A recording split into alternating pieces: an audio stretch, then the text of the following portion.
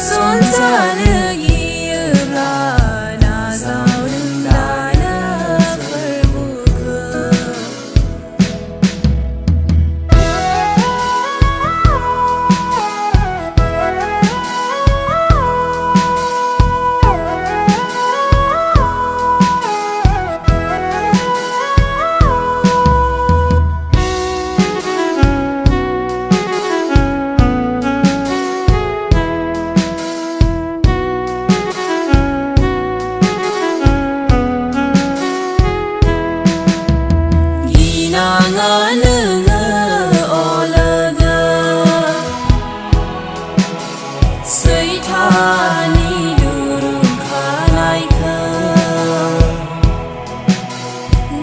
Phư thái nơ đã gỡ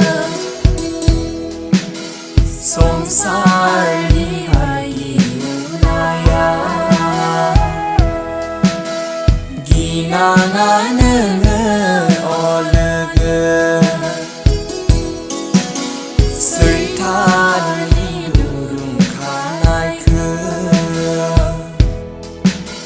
đã phư thái nơ đã gỡ sông sai đi bay đi naya dừng lao nai ori later cởi son ra nơi kia là na sao là nơi phải buka dừng lao nai ori later cởi son ra nơi kia là na sao là nơi phải buka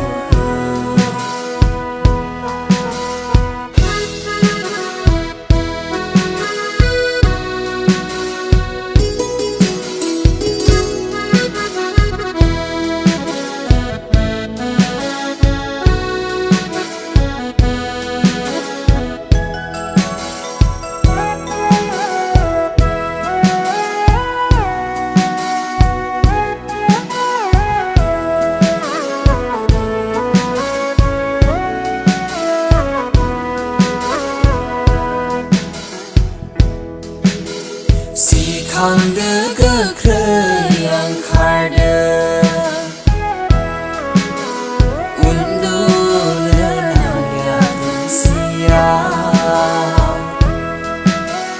gele lơ nam ya ga sia